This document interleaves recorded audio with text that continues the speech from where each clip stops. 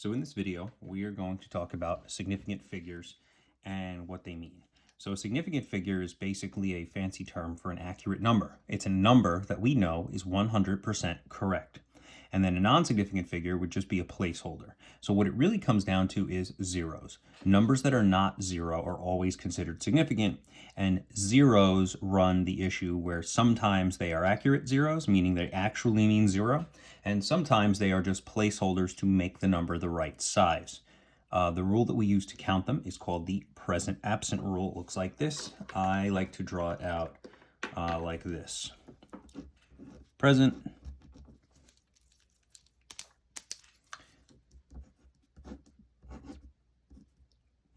absent. So this is my little shorthand for it. You can write that on your quizzes and tests or anything like that. It'll make things very easy. So here's a bunch of numbers, and we are going to figure out what rule applies to them. And it's really simple. If the decimal point is physically present in the number, then we use the present rule. So in this case, present, I count that way.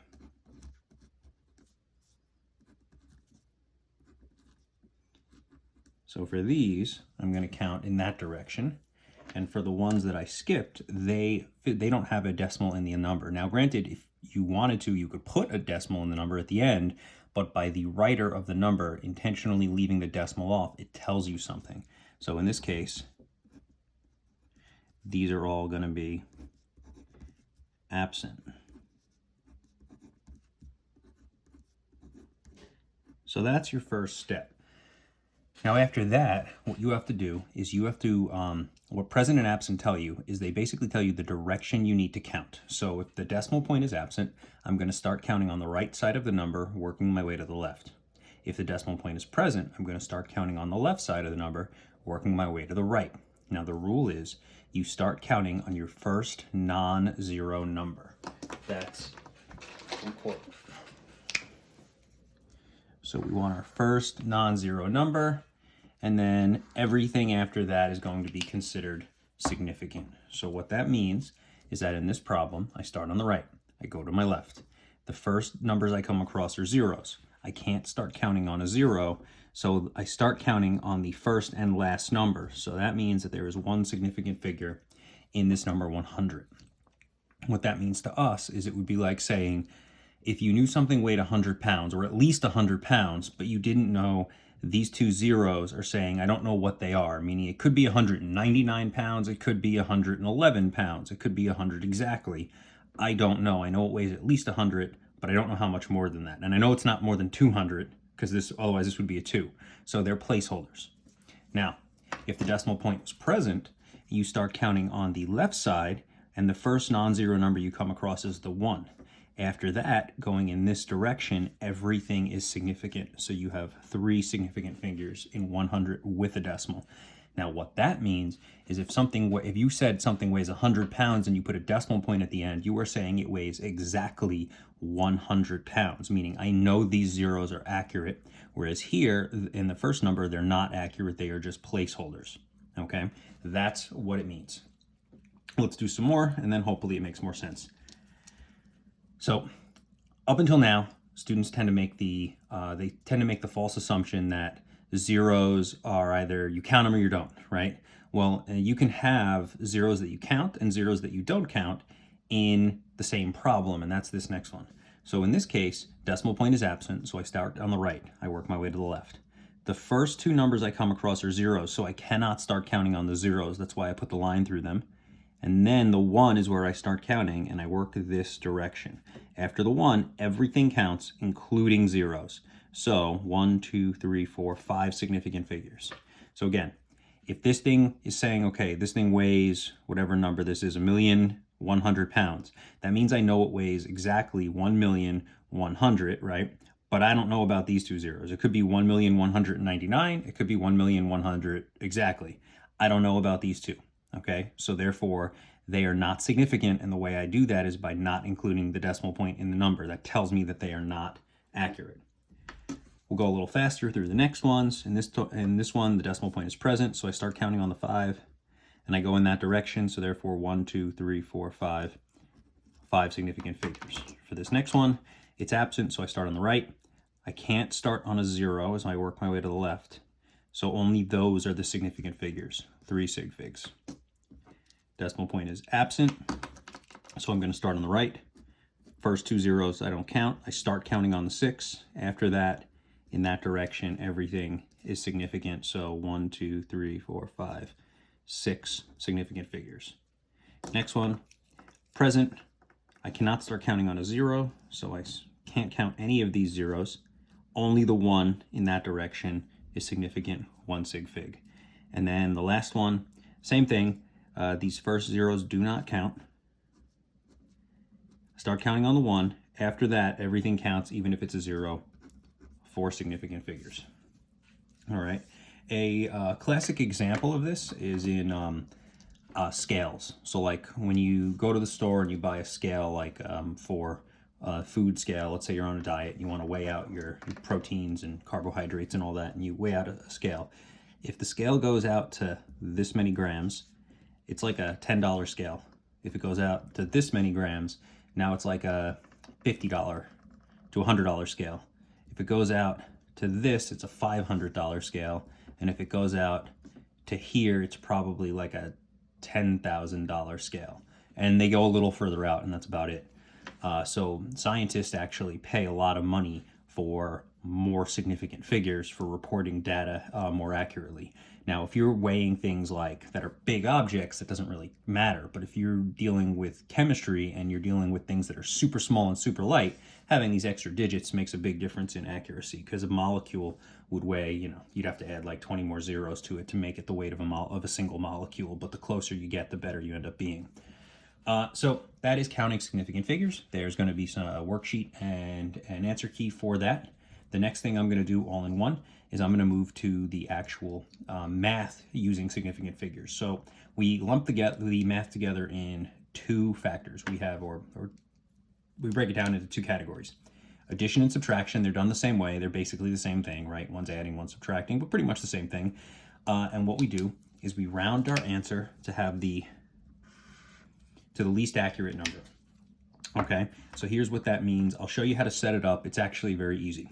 So they give you a question like this: add these things up, or they say, what is the sum of these measurements? Sum means add, and so we are going to add them up. Now, don't just plug them in your calculator and done. You will get a calculator for this, and that's not the problem. The problem is when we line them up, we can say, okay, I line them up based off their decimal point, so I make sure all the decimal points are in line, and then the ones category is there, and the tens are all stacked, and the tenths and the hundredths and all that, so it's all stacked.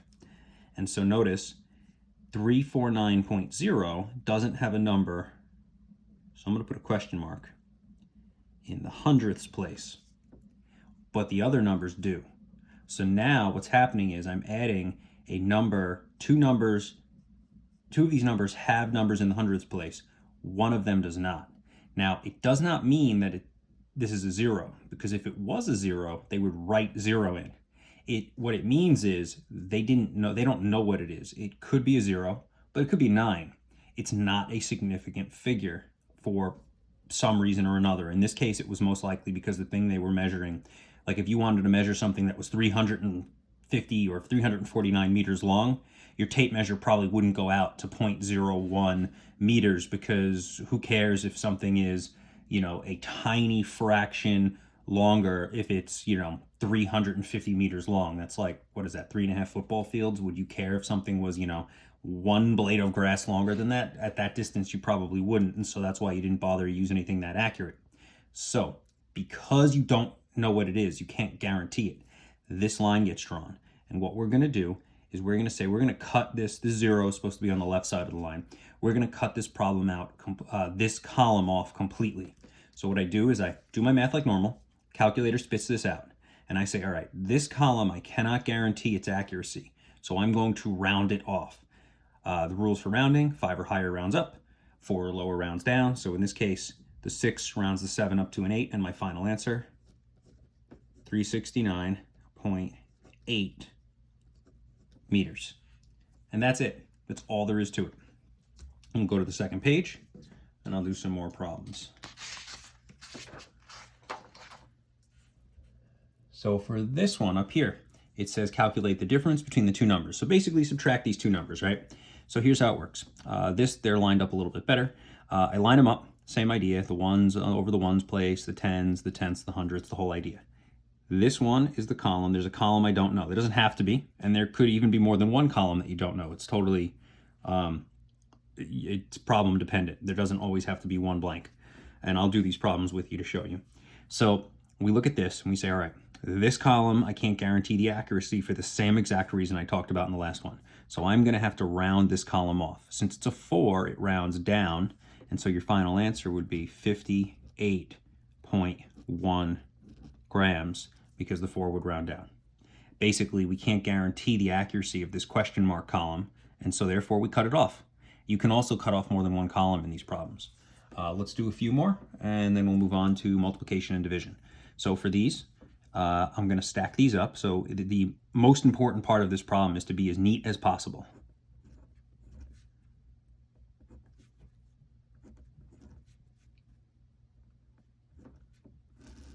So now I'm stacking everything up. I'll use an X this time. There's my column I don't know. So after I add all this up, I'm going to have to cut off that column because it has a blank that I don't know. All right. So we'll make sure yeah, that's fine.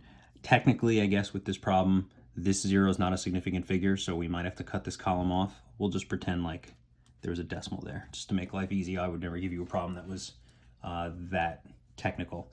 But so these are the basic rules. We don't know what this column is, so let's do our math. 7, 0, 1, and a 1. And there's my decimal. So 7 rounds up, and so my final answer will be 111 with or without a decimal. It wouldn't matter because if I put the decimal on, 3 Sig Figs, take the decimal off, 3 Sig Figs, doesn't make a difference. Next. So this one throws people off because of the way it works on paper. So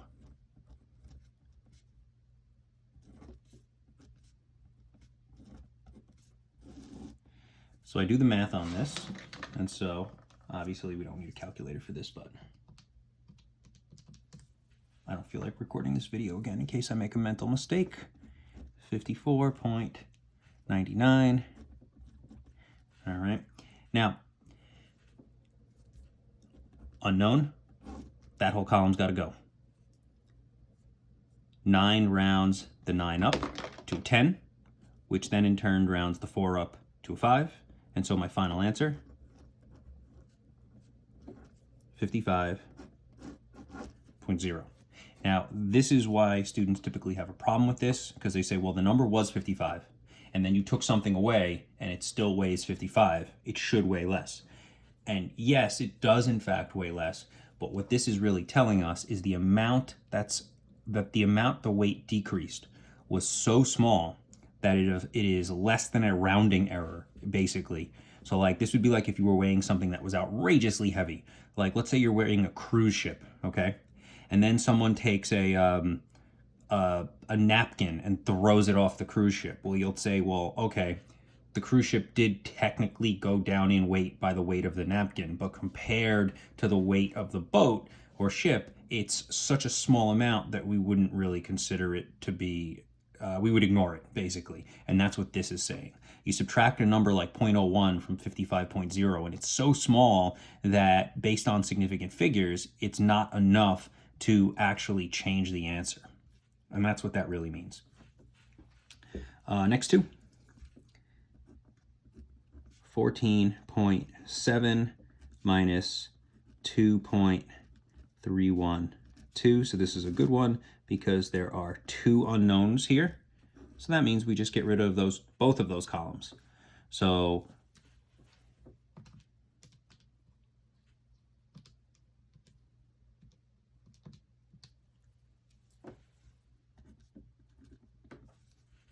$12.388. I'm going to look right here to the right side of the line, and I'm going to round that up. Now, do not get into that mode where some people think that, okay, I'm going to look here, and this rounds this to a 9, and that will round that. up. In this case, it wouldn't matter, but in some cases, students will make mistakes on rounding. So the way you round, just in case, is you look to the left of where you're going to round, and you look at this number only. This number here to its right does not matter. It's just this number. And if it's 5 or higher, it goes up. So your final answer would be 12.4. All right, last one.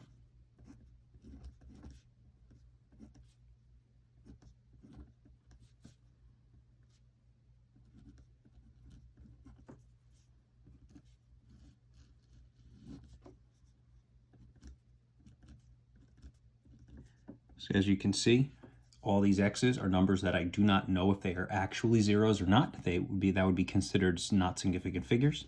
So they are going to have to go. So let's add all this up.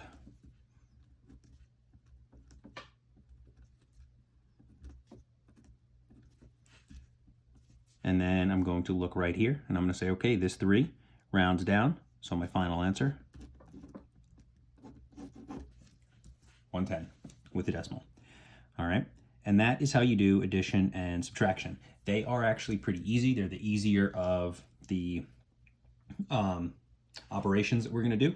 The next set is going to be multiplication and division. They're done the same way, but they're harder. Because if you notice, we didn't really count significant figures here. We just kind of lined things up and cut columns off. There is another way to do it where you count significant figures.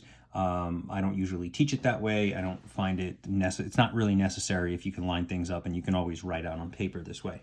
So multiplication and division, that was a little bit trickier. First thing we need to go over is the rules for exponents. I'll do this real quick. If you multiply your exponents, they're going to add. If you divide your exponents, they're going to subtract. This is not really for the math. It's not even going to be this complicated. What it's really more for is the units. When you multiply units together, for example, a meter times a meter is a meter squared, or in this case, a meter, let's say to the third, divided by a meter to the 1 would also equal a meter squared, because in this case, I would go 3 minus 1 gives me the 2, and in this case, I would go, it's technically, we don't write them in, but it's 1 and 1, add them together, and I get a 2. So it's really more for the units than for the math itself. So let's do the math. These are actually all pretty easy problems, because if you notice, you should know the answer for 1 through 4. It's times 1, right? But this is what throws students off, because if we do, where is it? Present absent rule. I'll put it right here. Decimal point present, I count this way. Decimal point absent, I count that way. So let's do some counting. In this number, so first thing is, when you do this, we actually have to round your answer to have the least number of sig figs used in the problem. So let me explain what that means. Here's what it means. It means we're multiplying 2 numbers together. It could be 3 numbers, 4 numbers, a million numbers. That doesn't matter. And we say, all right, in this number, decimal point's absent. I start counting on the right. I go this way, and I cannot make an arrow today. I have 4 significant figures in this number. So all 4 digits are accurate. In 1, I still go in that direction. I have only 1 significant figure. So that means the least number of sig figs used in the problem. So we had a number with 4 sig figs times a number with 1 sig fig. So we can only guarantee the answer to 1 significant figure. That's what this means. So if I take my answer and I say, okay, I've got to keep one of these digits. Which number best represents the entire value of the answer? In other words, the answer is 1,256 whatevers. We don't really care. Well, in this case, it's meters, right? Because there's an M here. That was actually a typo. We can remove that. I'm not going to worry about units at this beginning stage. So we'll just call it 1,256. Does the 1,000, the 200, the 50, or the 6 represent the whole number better? Which column contains the majority of the number? And in that case, it's always the one on the furthest left, because that's the biggest number. So here's what I do. I count 1 in from the left, and I say, all right, that's where I'm going to round. So I look at the 2, and I say, all right, 2 rounds the 1 down. And so my answer, 1,000, not 1,000 with a decimal. Be aware. This, if I use my present absent rule, tells me only the 1 is accurate, 1 sig fig. This, with the decimal, tells me they're all accurate, and that's not true. Okay, that's basically what's going on. The 1000 represents the bulk of the number, and so I keep that one. Let's do the next problem. Hopefully it starts to make more sense. Decimal point is going to be absent for these every time, so I'll just put these in. So they all have 4 sig figs. What's going to change is my one number. 2 sig figs, 3 sig figs, 4 sig figs. So now I'm going to round my answer to have 2, 3, and 4 sig figs, and I want you to watch how it changes. So now my answer is still 1,256, but now I can guarantee that 2 of the digits are accurate. So now I'm going to keep 1, 2 from the left, and I'm going to round. So now it's going to be 1, 2, 0, 0. Again, not that, because that's saying these zeros are accurate. This is saying they're not. The next one, I'm going to keep 3 digits. So there's my answer. Now I'm going to keep 4 digits, which is all of them. So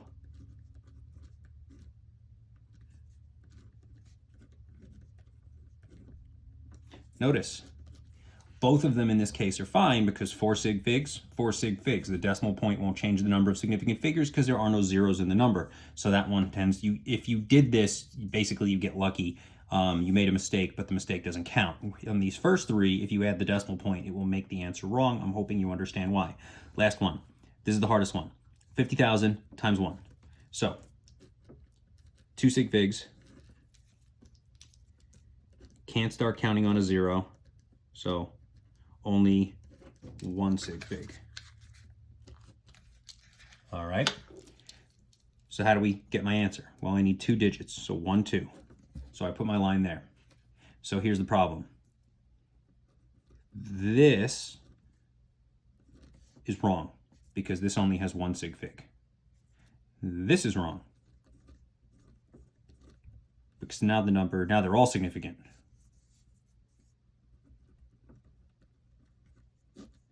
So both answers are wrong. 1 sig fig, 5 sig figs. My answer needs to have 2 sig figs. So how do I make this 2 sig figs? Watch. If I write 5.0, this is 2 significant figures, present rule, count to the right, starting at the 5. But 5 and 50,000 are not the same number, right? This is where the size matters.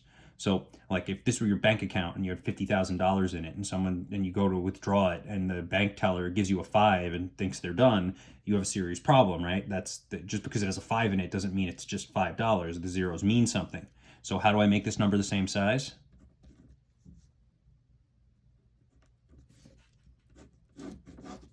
That's the only way this problem can be answered is scientific notation, because this part is considered the accuracy of the number, and this part would be considered non-significant figures. They're just a placeholder. So this gives me 2 sig figs. This part makes it the right size. Sometimes this is the only way to answer certain problems.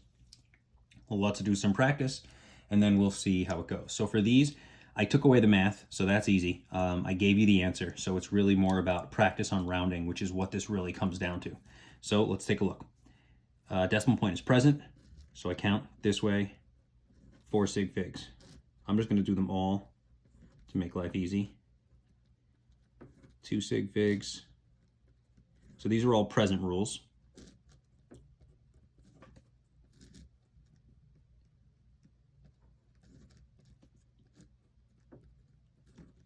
And then this is the only one that's absent. That one doesn't count. I go that way. 3 sig figs. All right. So now I'm counting my sig figs. So now I just need to round the answer to have whichever one is the least number used in the problem. So 4 versus 2. Well, 2 is the lower number, so I'm going to keep the first 2 digits. 3 versus 2. 2 is the lower number. Keep the first 2 digits. 3 versus 4. 3 is the lower number, so keep the first 3 digits. So I count 1, 2, 3, draw a line. 5 versus 2. 2 is the lower number. Now here's a trick. Count the first 2 significant figures. Present rule. That 0 doesn't count. 1, 2. Those numbers are actual significant figures. If there's a 0 here, we don't count it. So that was a little bit of a trick. And now I just have to round. 8 rounds up, so my final answer, 20, with a decimal point, because without would be an absent rule. There'd only be one sig fig. I'm trying to say 20 with, I'm trying to say this 0 is actually a 0, not a placeholder 0. And centimeters cubed divided by centimeters to the 1. They never write the 1s in, but you can if you want. Centimeters squared. So there's two things going on here. Let's look at the next one. A meter times a meter is going to be a meter squared, so that's easy. And then 2.56, the 6 rounds up, so my final answer is 2.6 meters squared. Next one, 3 versus 4, I round to 3, I count 1, 2, 3. So the number is supposed to be 258,000, and meter times a meter, or meter squared times a meter squared is a meter to the fourth. So my answer is going to be m to the fourth, which doesn't really exist, but we're going with it. And now my actual number is 258. But it can't just be 200. If I just write 258, that's 258. The original number was 258,000, the decimal point's here, right? So I need to make the number the right size. So 258,000. Now again, no decimal point, because if I put the decimal point in, I'm saying that these zeros are accurate. And what I'm trying to say is that only the 2, the 5, and the 8 are accurate. These zeros are just placeholders. So my answer ends up being like that, no decimal. If you put the decimal in, it will be wrong. Last one, 5 and 2. So I round to 2. I keep the first two numbers that are significant. Obviously, this 0 is going to skip. 1 rounds down, so 0.29, and a meter divided by a number without a unit is still just a meter, okay? And then there's my answer. Now, a common question with this is, does it matter if you did put a 0 in front? It actually doesn't, because 0.29 and 0.29 have the same amount of significant figures and the number is the same size, so it doesn't actually make a difference. So if you put this 0 in, I'll put a line through it. If you put this 0 in, great. If you left that 0 off, fine too. So those are the rules for significant figures with a bunch of practice problems done. There will be some worksheets on that. There's 3 segments to these notes. There will be worksheets on each. One will be for just counting them, because you have to learn how to count them first. You have to get good at that. Then addition and subtraction is super easy. You just line them up. And then the actual application is really division and multiplication. This is where most students run into difficulty. So this is the section that you're probably going to want to rewatch or go over and pay much closer attention to, because it tends to lead to the most amount of confusion.